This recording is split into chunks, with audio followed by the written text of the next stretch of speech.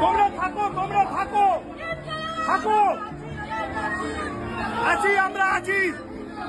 আমরা আছি। বেআইনি কাজ করছে রেল বেআইনি কাজ করছে। হ্যাঁ, সাংবাদিকদেরও মেরে দিই।